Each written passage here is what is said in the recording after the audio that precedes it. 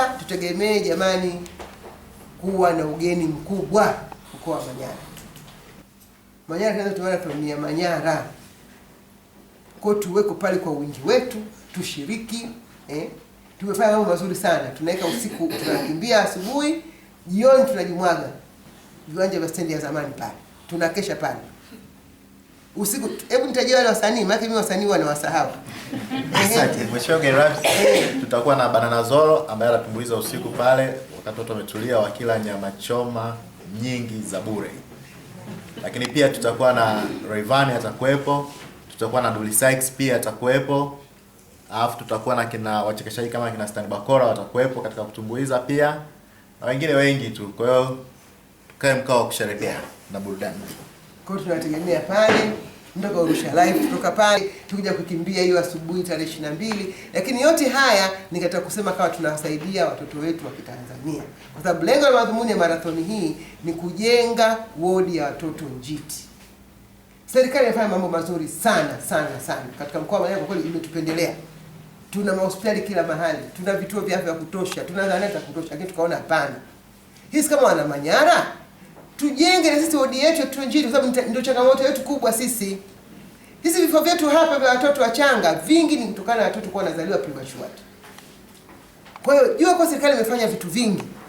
Tuna hospitali kubwa sana pale hana vifaa katika kila halmashauri. Tukasema hapana, lakini sisi pia tuongeze hili la kujenga wodi maalum ya watoto hawa njiti, lakini tutaijengea katika wilaya ya Hanang pale Tumaini Hospital, ndio tutajengea pale. Sasa wodi hii tutaijengaje? Tukafanya tufanye haya mbio za hiari ambayo tumezipa jina la Manyara Tanzanite Marathon. Kwa kweli tunawashukuru sana kwa sababu mmetutangaza mno. Asanteni sana kwa hilo. Na matangazo yenu yamefikia mpaka sasa tumepokea watu mpaka tunawakataa. Yaani jamani, hapana, mkoa wetu hata pa kupendea tutakuwa hakuna pa kutembea. Kwa sababu tumeshakuwa tuko wengi sana. Lakini bado watu wanakuja. Tukasema hapana, kwa vile wanakuja wengi na wanatuomba jamani sisi tukimbie tu, hatuna haja ya t-shirt. Tukasema tunaweka utaratibu maalum kwa hawa watu. Kwa wale wote ambao wameshindwa kujiandikisha kwenye mfumo baada ya kuwa tumeuza tiketi zote 2000, leo hii mchana watapata nafasi ya kujiandikisha utaratibu maalum tutakaotoa.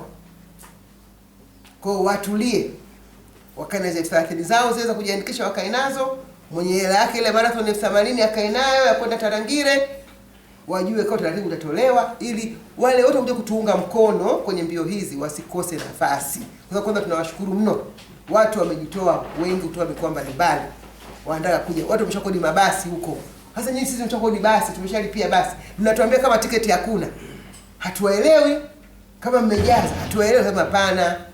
Tunaweka utaratibu kidogo tofauti ambao kwa sababu tumeshiwa na zile kits zile nzuri zile medals, t-shirt yale ya kutisha pale nini, matracksuit yameisha.